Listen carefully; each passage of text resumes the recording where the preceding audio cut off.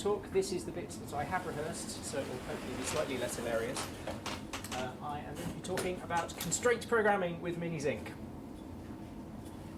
So this is mostly an advert for a couple of Coursera courses that I did last year. I've done between 2 and 3 dozen online, massive online courses in my life, and these are 2 of the most enjoyable. So particularly these 2, basic modelling for discrete optimization and advanced modelling for discrete optimization. There is a 3rd one in the series called solving algorithms for discrete optimization, and I didn't, well, yeah, then Christmas happened and I had to go and visit relatives and I didn't get time to finish it, and I've been meaning to get back to it for nearly a year now. They are run jointly by the Chinese University of Hong Kong and the University of Melbourne, and one of the charming things about it is they are based on they're what they call fable-based education.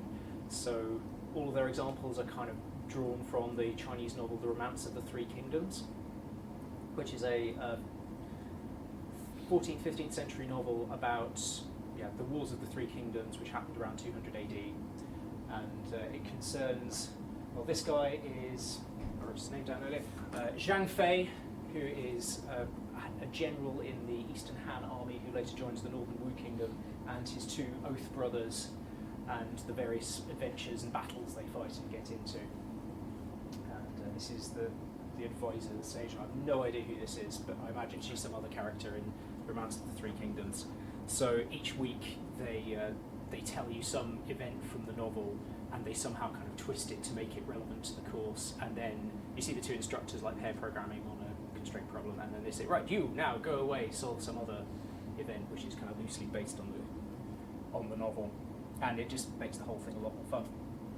So what is constraint programming? It is solving problems of the form you have to find values for a set of variables such that a bunch of constraints are satisfied, and optionally you want to maximize or minimize some objective which is a function of those sets of variables. Okay, so that's very abstract. Let's have some examples. So the classic kind of canonical stupid example is Sudoku. So here our variables are what are the elements in the grid, our constraints are all of the columns and rows and boxes have to have all the elements different, and we're not trying to optimize for an objective, we're just trying to find a set of assignments which makes the whole thing work.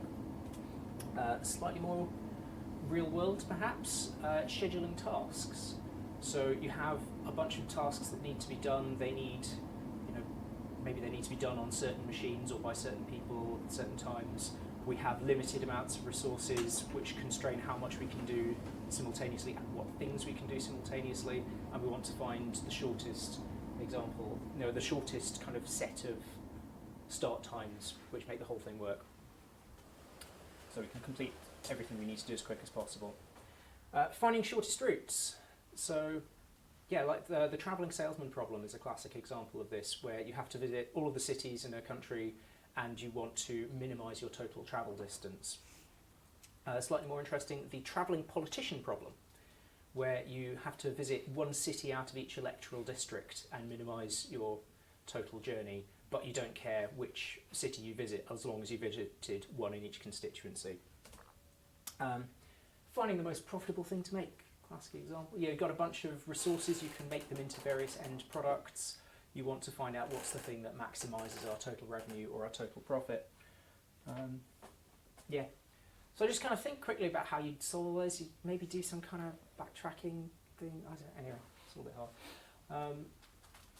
So the conceit of the course is that you are this guy Liu Bei, who's another Northern Wu general, and you found this magic tablet, this artifact of immense power, which allows you to solve these problems. And this is actually a surprisingly good metaphor for what it is like to work with a constraint solver, because people have been working on these problems since the 1940s. Not coincidentally, a lot of this stuff turned out to be quite important in planning World War II. So there's kind of independent work among American mathematicians working for the US Air Force and Russian mathematicians working for the Red Army, invented a lot of the core algorithms at the same time. And since then there have been 60 years of work, no, 80, you know what I mean? Yeah, 80 years of work on improving these things, making these algorithms faster, more effective, able to solve larger classes of problems, but it can be really forbidding. It kind of got to the point where you needed multiple PhDs to like understand what was going on and to use these things. So in the last kind of 10, 15 years, solvers have got a lot better and they've got a lot more accessible. People have kind of started to package them up in ways that make them accessible to and usable by ordinary programmers. But it does sometimes feel like you are working with this kind of powerful black box magical artifact. And like most powerful magical artifacts, it can be a bit addictive. So, trivial example. Okay, Sudoku, everyone knows the rules? Yep, okay, so we've got grid, everything. Find an assignment of all these things. Okay, so try and think how you'd write a program to solve a Sudoku. Yeah, like probably kind of backtracking search, something like that. It's not especially, you don't end up with a huge amount of code. It can be a bit tricky to write, but all of your thought kind of goes into how do I do this? How do I keep track of my current, my intermediate states?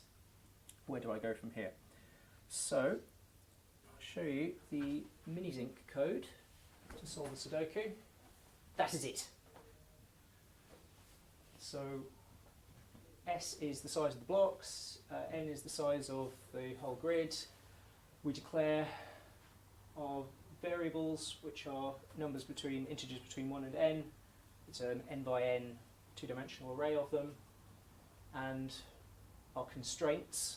So remember, we're trying to find an assignment of variables subject to some constraints. Our constraints are every row, all of the elements are different. Every column, all the elements are different, and this means for every block, all of the elements are different as well. And so we're using a library function here. We've got these kind of slightly more high-level data structures. If you've ever used a constraint solver library directly, then it's way more low-level than that. I'll show you an example of what the code would look like later. But yeah, this very kind of neatly expresses what we're trying to do. And at the bottom, I'm saying solve satisfy. And that just says, I don't care about optimizing anything, just find an assignment that works. So, woohoo! Yay!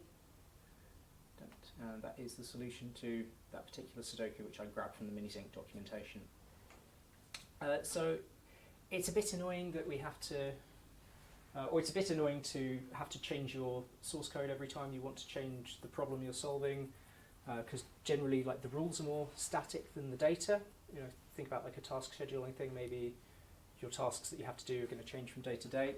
So MiniZinc has a nice feature where you can pass in a file of data. So I've just opened the code here and still got the variable declarations, and now I'm just going to tell it to run the model with that data. Okay, it's actually this Sudoku here, and oh no, it says it is unsatisfiable.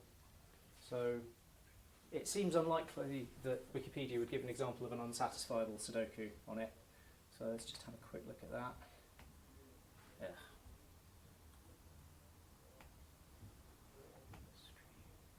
Okay, yeah, that 7 is in the wrong place. Say that.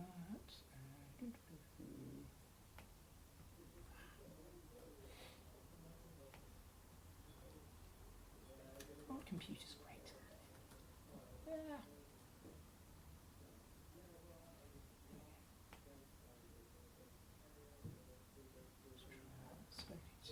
And run it. Yay! Okay.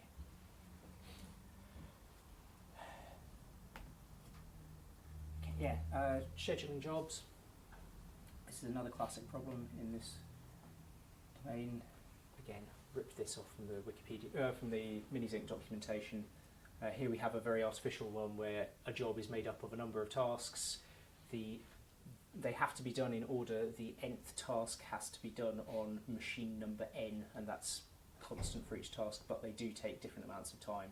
So the first job is 2 hours, let's say, on machine number 1, followed by 5 hours on machine number 2. Second task is 3 hours on machine number 1, 4 hours on machine number 2. How do we minimize our total time? So in this case, this is actually very easy to solve by hand.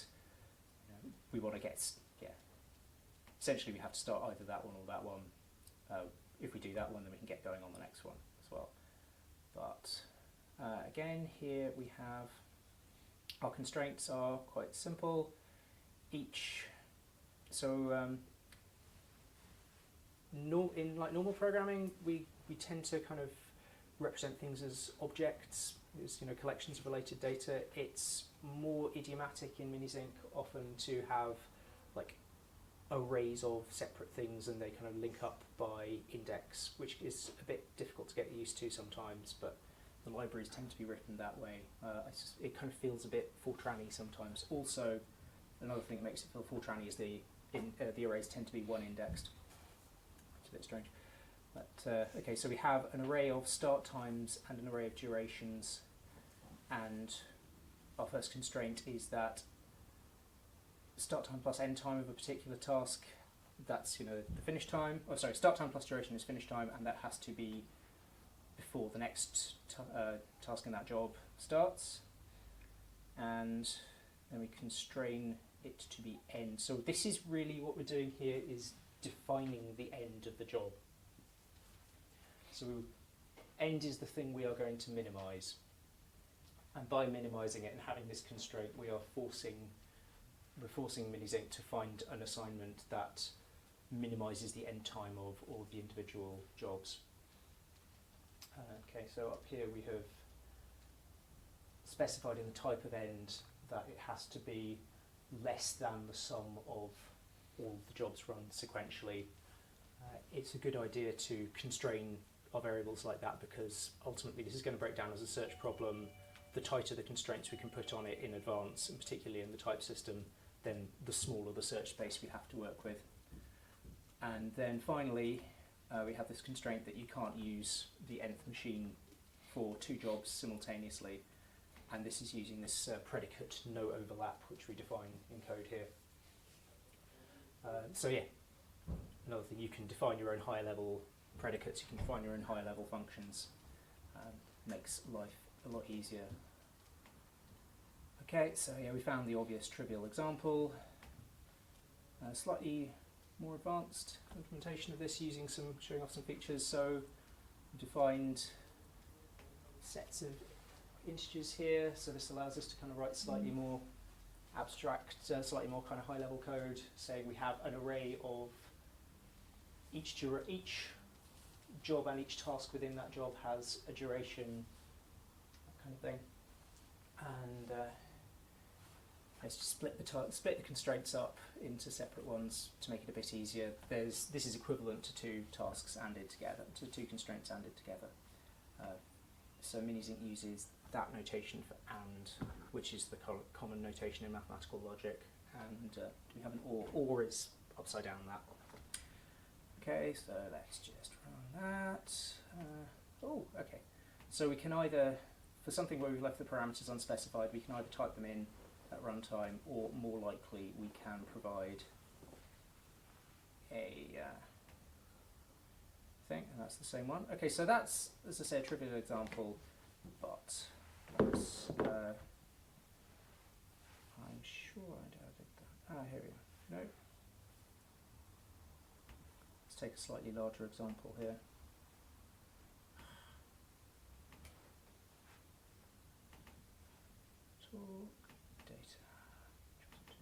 Okay, yeah, slightly larger example, and yeah, you wouldn't want to do that one by hand, and that's still actually pretty small. Imagine if it were like hundreds of tasks and hundreds of jobs. Okay, woohoo! And finished in near milliseconds. Oh yeah, optimization. So we've optimized something there. I don't like this example very much. One of the classic examples going back to the 1940s of a constraint problem is, how do you find the cheapest diet that satisfies your nutritional needs? So each food you eat has a certain amount of fat, a certain amount of calories, a certain amount of vitamin C and salt and iron and whatever. You have both lower bound and upper bound constraints. You want to have no more and no less than a certain amount of each nutrient. Each food has a certain associated cost. How many grams of everything should you eat to remain healthy and yet survive and save your budget. And this is obviously the problem that Soylent and Huel and all of these other people have built their entire business on. So this is kind of quite a variant on it. So instead of just saying we can have a certain amount of grams of everything, we're now constraining us to have what is our cheapest meal that is nutritional, that fits within our constraints. So we say a meal is a main, a side, and a dessert. And here we're kind of faking object orientation here. We have this enum, these are secretly integers, and a food is an array of features, which is kind of like an object. And we're using this predefined library functions table constraint, which says, I need to open another file. Here we are. So yeah, it's saying that this array has to be equal to a row taken from this table here. And this starts to get at why something like MiniZinc is interesting, because the classical meal planning problem fits exactly into a class of problems called linear programming, which I'll talk about in a bit more detail later. But this is slightly different from that. We're kind of putting these extra constraints on them. And MiniZinc is very good for constraint problems that don't quite fit into one of the classical ones. So the classical problems, there are very efficient solvers that you can get off the shelf, and sometimes, like a traveling salesman problem, if your problem is exactly a traveling salesman problem already, then use one of those, it's hyper optimized. If it's something slightly weird, then MiniZinc lets you express those extra constraints quite nicely. Another example from the documentation. So yeah, this is a classic constraint problem that many people have to solve. Seating guests at a wedding in such a way that you minimize the sum of hatreds of people sitting on the same table. So like your constraint is... Okay, yeah, so this constraint is effectively defining the cost of sitting people close to each other. You can't have the bride and the groom too far apart. You have to alternate females and males. This is actually kind of quite... This can be mechanically turned into one of classic problem forms, and that's exactly what MiniZinc is doing, but doing it yourself is a pain. So let's get the computer to do it. And apparently the best seating plan for this is groom, bride, Ed, Rona, best man, Clarita, which sounds like a really terrible 1970s TV show. Okay, how does it work? I've kind of alluded to this already. So first we take our constraint problem written in MiniZinc format, we convert it to a format called FlatZinc, which is the kind of an intermediate representation which has all of the high-level features of MiniZinc taken out, and which can then be fed to a number of different solver backends. And MiniZinc comes with like 2 or 3, but then there are other ones which accept this FlatZinc format, which you can use with your MiniZinc programs. And then magic happens. And I tried to read like the web page for one of the kind of simpler and more basic solvers, and it lost me within the first sentence. This is seriously deep magic, and I don't know what's going on. So yeah, I need to do the 3rd course in this thing, because then I might understand some of it a bit. So yeah, here's a couple. That's a debugger. That's... what does it even say? Did tell me. Oh, here we are. Right, chuffed is a lazy clause generation solver, and I have no idea what that means. So I'm going to talk about a constraint solving algorithm which I do understand a bit, which is linear programming. So a linear programming problem is a constraint problem of the form everything is a number. All of your variables are numbers. All of your constraints are something like 5 times x plus 4 times y plus 3 times z is less than 37. They are inequalities among linear functions of your variables, and the thing you're trying to optimize is also a linear function. So suppose I am a farmer, I have a certain fixed amount of field and I want to grow rice and barley on it that maximizes my profit. I can't grow less than 0 rice or less than 0 barley. I cannot grow more grain than I have space in my field. Let us suppose like barley requires more fertilizer than rice or something. I have a fixed amount of fertilizer I can afford to buy. Rice sells for a bit more work, bit more money, so my profitability depends on like how far up this line I am. And there's a really cool algorithm for solving these problems called the simplex algorithm, which again was discovered in the 1940s by a guy called George Dantzig, who I think was working for the US Air Force at the time, and simultaneously in Russia by a guy whose name I forgot to look up beforehand.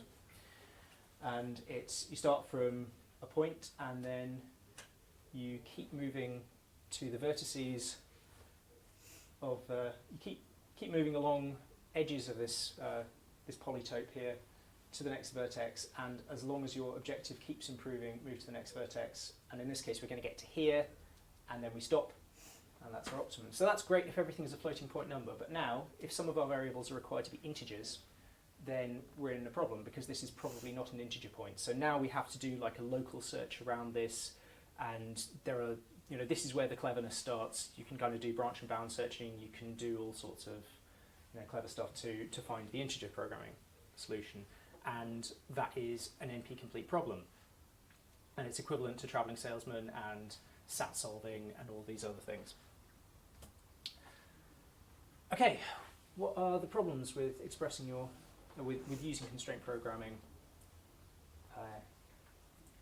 to solve your problems? Okay, so there are basically two. One is that they can be really hard to debug. And secondly, performance tuning is a black art. And the reason for both of these is ultimately because you are giving instructions to a powerful black box magical artifact.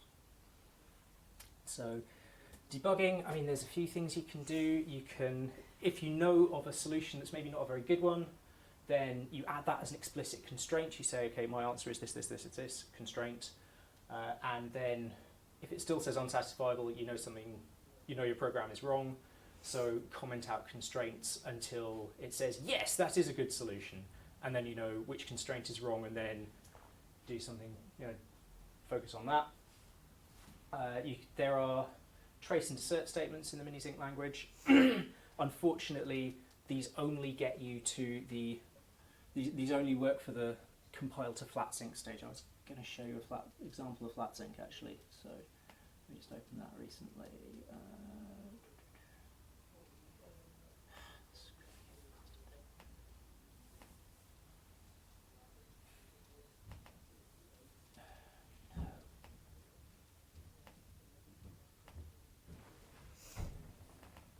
Yeah, okay, so that is the FlatSync code from this MiniZinc program here. So, I mean, this looks kind of quite nice. It's all sort of fairly high level. FlatSync code is like that.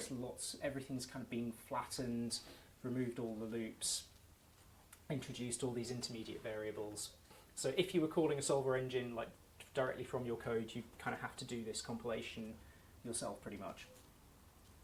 And if we look at it for a larger example, so from the second job shop example, then it kind of looks like that, and these are all the extra variables it's introduced, and it's a bit of a pain. But yeah, so trace and assert kind of help you at the flat map generation stage. They can be helpful. They're actually probably more useful debugging performance problems. But yeah, ultimately it comes down to staring at it very, very hard. So the second Coursera course does actually give you some examples, like here is some buggy MiniZinc that you have to debug, and they give you some advice on how to debug these things. By the time you're up to the second course, you've probably already done a bit of debugging, but yeah, it's worth persisting until that point. Performance tuning. I asked a guy who's a professor at St Andrews who studies this stuff, was like, what, you know, do you have any advice for this? And he said, yeah, it really is a black art. There are things you can try, they may or may not work, you just have to keep trying them. So some things that generally are a very good idea, tighten bounds on variables. Remember, we're having to search a big space of possible assignments. So if we can restrict the range of each variable, that's good. If we can like restrict the size of an array, that's a really good one. So if we're trying to find a scheduling thing and we can find a tighter bound on how long everything on the total length, that kind of often allows us to shrink arrays. That's a very good one. Minimize free variables. So yeah, minimize either like by finding better constraints on how variables constrain each other, or by just making our representation of the problem smaller. Eliminate common sub-expressions. If we're calculating something over and over again, that can be incredibly slow. So create a variable and then constrain it to be the thing, and that reduces the amount of time that the engine will have to calculate it. This can actually be a thing where trace helps, because you can see how much stuff gets calculated a bit. Try different solver backends. Again, MiniZinc makes it really easy to try this. You know, there's the little drop down of the different solvers. Let's try one. Performance can change dramatically. It can also change dramatically for the worse. You can fiddle around with the options passed to them. Some of them work better multi-core. You can change the optimization levels. Add redundant constraints. Yeah, sometimes this can give the solver a help. If you add something that logically follows from a constraint you've already given, it might be able to kind of work things out a bit faster. Sometimes it means the solver does more work and it makes it slower. Break symmetries. I have an example for this one. So this is actually from the course. So as you will all know from your reading of the Romance of the Three Kingdoms, there is a point where Huang Gai, and I promise I did not make up that name, gets himself flogged so he can then go to the baddie Cao Cao's camp and say, look, Liu Bei and his friends beat me, I'm now here to work for you. Of course, secretly he is a spy, or not so secretly, but this is to convince Cao Cao that he is not a spy. In the Coursera version of this, we now have magic plasters that we want to stick to his back to heal his wounds, and we want to find the optimum layout of plasters that, you know, to cover all the wounds on his back, represented as like points in a grid. And so yeah, we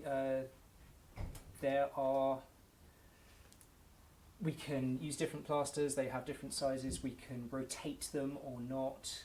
So this is using a built-in library function called diffn, which kind of allows you to do this sort of rotation covering type thing. We have all of these. So if I do this with this example, that should work. Some of the plasters are identical to each other. We don't want to, if like plaster number 1 and plaster number 2 are the same, this situation 1 and 2 is effectively the same as 1 and 2, but it increases the size of the search space. So we want to tell the solver only consider 1 and 2. An easy way of doing that is to add a symmetry breaking constraint, which is here. I'm saying they are lexically less than or equal to each other, and that basically says if you have a choice, use it in like numerical order.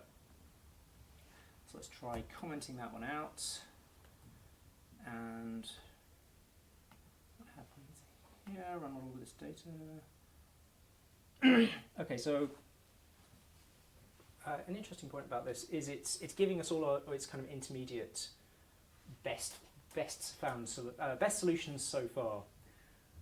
If you run it for long enough, which may be, you know, length of the universe because NP complete problems, then it will hopefully find I have this representation, I have this representation, they are constrained to stay in sync with each other. Constraint propagation engine, do your thing. So that can be quite a powerful technique, and sometimes this like lets you write, you know, sometimes constraints are very easy to express in one representation, and other constraints are very easy to represent in another representation, very easy to express in another representation. So using both and having a channeling constraint to keep the two representations in sync can be very semantically useful. Sometimes it can even like help the speed because the solver has to do less work in one representation or another. Sometimes the extra bookkeeping you add just makes everything slower. Again, you have to try it. And the final piece of advice is to use global constraints, which are these kind of built-in library functions So like we've seen less lexic, we've seen all different, we've seen diff-n. So these come with the MiniZinc library. They are often, well, very carefully tuned, and sometimes they have like especially good implementations for different solver backends. So if you use one of those, it goes right through the compiler and spits out a compiler intrinsic that works especially well with that backend. So yeah, use those where you can. Okay, thank you everyone. We made it. 31:46. Right, would everyone like to take a quick break before I move? Can you use it to solve like chess puzzles or Yes. poker games? Poker is an interesting, because poker's all like probabilistic. You can certainly use it. I'm pretty sure you could use it to find your like optimal probability move in a different situation. That sounds like a reasonable thing to do. Yeah, chess puzzles. Is anyone using it for chess? Don't know. So these are kind of mostly about solving NP-complete problems, and optimal play in chess is P-space complete. So it's about what do you do given what the other person does, given what... Yeah. I don't know. I think you could... So MiniZinc doesn't have unbounded arrays. It only has bounded arrays, so that's kind of what I was talking about with like bounding the maximum size of the end state in the job shop thing. You could possibly use it to do like what is the best set of moves of length at most, 10, 20, whatever. I think that might work, but using it to, I'm not sure you could use it to find the best solution given arbitrarily many moves. Yeah, I don't know. I do know some things people are using this for, like in industrial applications. So a lot of like programming language research works on a lot of kind of advanced compiler features. There's a group at Imperial College London which is using constraint solvers to like find bugs in GPUs. How does that work? I don't know. But yeah, like a lot of compilers, researchers use these to kind of prove properties of programming languages, or like prove properties of programs, and thus generate more efficient code. A friend of mine who I don't think this ever made production, unfortunately. He had the idea of using a constraint solver to find like the fastest running subset of his tests that achieved 100% coverage. So like that could be stage 1 of his CI. Which, yeah, very on brand for David, but as I say, I don't think that made it into production. Facebook recently announced that they were using constraint solving techniques to route their route like incoming connections to edge nodes, I think, and how that wasn't using like a provably optimal solver like MiniZinc, that was using some kind of heuristic, dynamic programming technique. Yeah, I think games are harder than this kind of thing, but sort of static assignment type problems are kind of where we're getting at with this. And yeah, you can run them repeatedly to find what's our best static assignment now, but kind of planning multiple steps ahead, you can do it. Like there are examples in the course where you have to plan out steps of moves, but generally you're working there with either you are only controlling your own moves, or the other actors in the scene are always respond in a very stereotyped and predictable way. So there's one exercise where you're trying to get an elephant to move onto and off a barge by placing food where it is, and food and water, and the elephant only always moves when there is more food where it isn't than where it is, and this kind of thing. If you were playing with like an actually intelligent elephant that might choose how to respond to your moves, then you wouldn't be able to use this kind of technique. Does that make sense? Can the two programs play with each other? No, I don't think so. No, but that'd be cool. Yes, I don't know. Maybe that's a thing I should look at. Like, there is a Coursera course in general game playing where it's about like writing writing AIs to play generalized strategy games, or like you write an AI and then you give it a description of the game and then it plays it, which I've been meaning to do for several years. If you're interested in that, there's Age of Empires, and that's Mhm. open source now Okay. on GitHub, and it's Cool. got the logic and AI for movements of every character. Mhm. Yeah, and I've done a bit of that with like tree searches and mini-maxing and things like that. But yeah, I imagine it's moved on a lot in recent years with now people are using a lot more deep learning for this kind of thing. Speaking of recent developments in computing, any more questions or shall I move on to the next one?